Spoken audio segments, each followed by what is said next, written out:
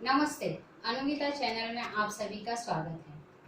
आज हम देखेंगे रचना के आधार पर वाक्यों के प्रकार। रचना के आधार पर वाक्य तीन प्रकार के होते हैं: सरल वाक्य, संयुक्त वाक्य और मिश्र वाक्य। सरल का अर्थ है सिंपल, सरल, एकदम सरल वाक्य। सरल वाक्य में सिर्फ एक ही क्रिया होती है, यह हमें ध्यान रखना है।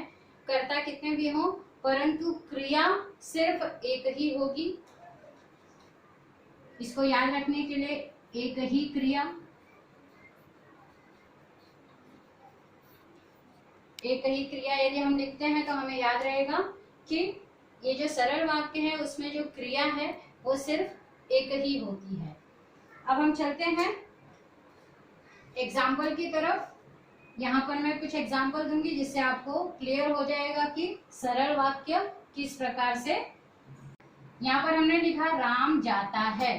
अब यहाँ पर राम जो है वो करता है और उसके द्वारा की जाने वाली क्रिया सिर्फ एक है। अगर हम इसी वाक्य को बढ़ा दें, थोड़ा बड़ा कर दें, ऐसा नहीं है कि सरल वाक्य छोटे होते हैं, इनको यदि हम बढ़ा दें थोड़ा सा, जैसे इसी को मैं बढ़ा देती हूँ, राम जल्दी जल्दी जाता है।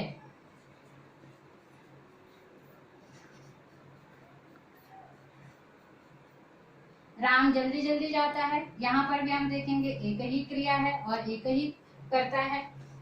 अब यहाँ पर जो करता है इसके द्वारा किया जाने वाला कार्य हमें ध्यान देना है, एक ही है।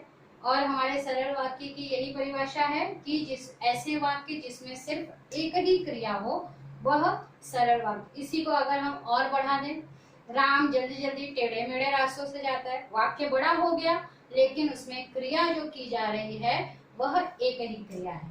तो सरल वाक्य की हमेशा एक ही पहचान है कि इसमें सिर्फ और सिर्फ एक ही क्रिया होती है। अब हम चलते हैं संयुक्त वाक्य की तरफ। संयुक्त वाक्य को पहचानने के लिए बहुत आसान तरीका है। जो भी हम, जैसे कि कंजंक्शन वर्ड, जैसे हम इंग्लिश में पढ़ते हैं कंजंक्शन, वैसे ही संयुक्त का मतलब होता है ऐसे शब्द जिनका कि हम प्रयोग दो वाक्यों को जोड़ने के लिए करते हैं, वे संयुक्त वाक्य होंगे। जैसे राम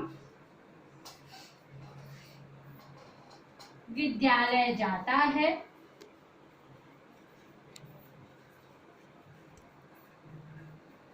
और विद्यालय से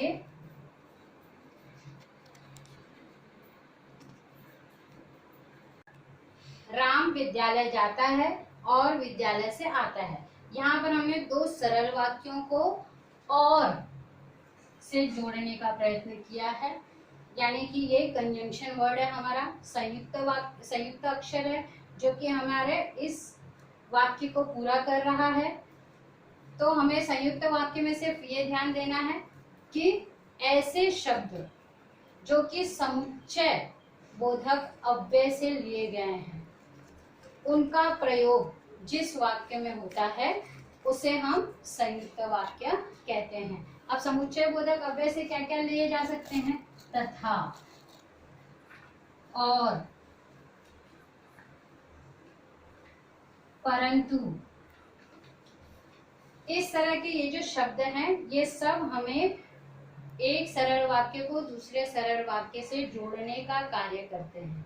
तो इसीलिए ये सारे शब्द जो शब्द हैं हमारे, ये संयुक्त वाक्य के अंतर्गत इनका उपयोग किया जाता है। तो संयुक्त वाक्य में सिर्फ हमें ये ध्यान देना है कि दो वाक्यों को या दो शब्दों को जोड़ने के लिए हम जिन नए शब्दों का प्रयोग करते हैं उन्हीं के कारण ये हमारा वाक्य क्या हो जाता है? संयुक्त वाक्य हो जाता है। वे शब्द जो हैं तथा, और, परंतु, लेकिन, इस तरह के शब्द होते हैं। अब आ जाते हैं हम मिश्र वाक्य की तरफ। मिश्र वाक्य क्या है? मिश्र वाक्य के अंतर्गत एक से अधिक उपवाक्यों का समावेश होता है और इसके अंतर्गत जो भी वाक्य होंगे एक वाक्य दूसरे वाक्य पर आश्रित होता है। इसमें ज्यादातर जो, सो, क्योंकि, चूंकि, तरह के शब्दों का प्रयोग किया जाता है। जैसे एक एग्जांपल दूंगी, जैसा करोगे वैसा भरोगे। अगर हम यहाँ पर देखें कि जैसा करोगे, अगर सिर्फ मैंने इतना ही वाक्य कहा जैसा करोगे, तो हमारा यह वाक्य इनकम्प्लीट दिखाई देता है, पूरा हुआ नहीं दिखाई देता है। इसे पूरा करने के लिए हमें दूसरा वाक्य जरूर ही बोलना पड़ेगा, वैसा भरोगे। या हमने ऐसा कह दिया वैसा भरोगे जैसा करोगे, तो एक वाक्य जो है दूसरे वाक्य पर पूरी तरह से आश्रित है। तो ऐसे वाक्य जिसमें कि एक वाक्य दूसरे वाक्य पर आश्रित हो, वे ही क्या हो जाते हैं, मिश्र वाक्य हो जाते हैं। जैसे एक एग्जांपल और मैं दूंगी, मैं विद्यालय नहीं गया। यहाँ पे हमारा ये वाक्य पूरा नहीं हुआ। इसको पूरा करने के लिए हमें क्या करना होगा, दूसरा वाक्य लिखना ही होगा। मैं विद्यालय नहीं गया क्योंकि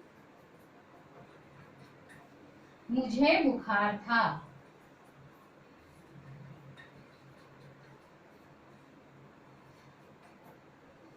तो हमें ये ध्यान में यहाँ पर रखना है मिश्र वाक्य में कि मिश्र वाक्य बड़े होते हैं, उसमें एक से अधिक उपवाक्यों का समावेश होता है। इसमें ज्यादातर जो, सो, क्योंकि, जैसी, वैसी, ज्यादातर हम देखेंगे यहाँ पर राइमिंग वर्ड भी उपयोग में लाए गए हैं। जैसी करनी वैसी भरनी, जैसा करोगे वैसा भरोगे, जो बोया वही काटा। तो इस तरह से इस तरह के वाक्य जो है वो मिश्र वाक्य के अंतर्गत आते हैं। और मिश्र वाक्य में जब तक हम पहले वाक्य को लिखने के बाद दूसरा उपवाक्य नहीं लिखते, तब तक हमारा यह वाक्य पूरा नहीं होता है। ये हमें ध्यान रखना है। तो यहाँ पर हमने देखा कि रचना के आधार पर जो वाक्य हैं वे 3 प्रकार के वाक्य हैं। पहला सरल वाक्य, संयुक्त वाक्य, मिश्र वाक्य।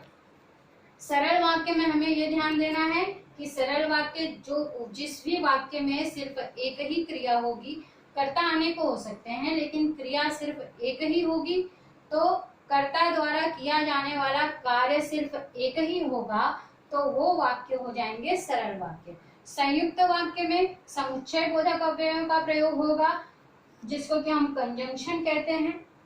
यहाँ पर तथा, और, लेकिन,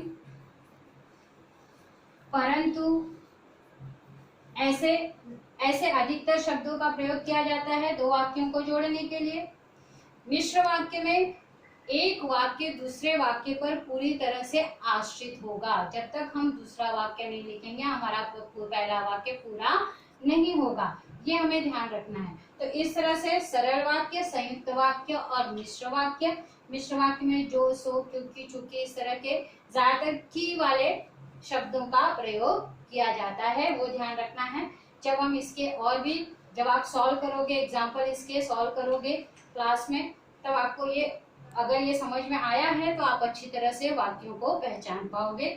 फिर से एक बार देख लेते हैं, सरल वाक्य, संयुक्त वाक्य और मिश्र वाक्य। सरल वाक्य में कर्ता द्वारा किया जाने वाला कार्य एक ही है। संयुक्त वाक्य यानी कंजंक्शन, संयुक्त का मतलब ये होता है एक से ज्यादा वाक्यों को जोड़ने के लिए अगर हमने किसी शब्द का प्रयोग किया है तो वो क्या हो जाएगा, संयुक्त वाक्य। मिश्र वाक्य में एक वाक्य दूसरे पर पूरी तरह से आश्रित होता है, इसमें अनेकों उपवाक्य हो सकते हैं।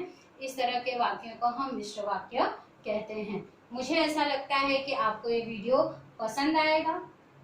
अगर आपको ये वीडियो पसंद आता है अपने दोस्तों के साथ शेयर कीजिए, इसको लाइक कीजिए, सब्सक्राइब कीजिए।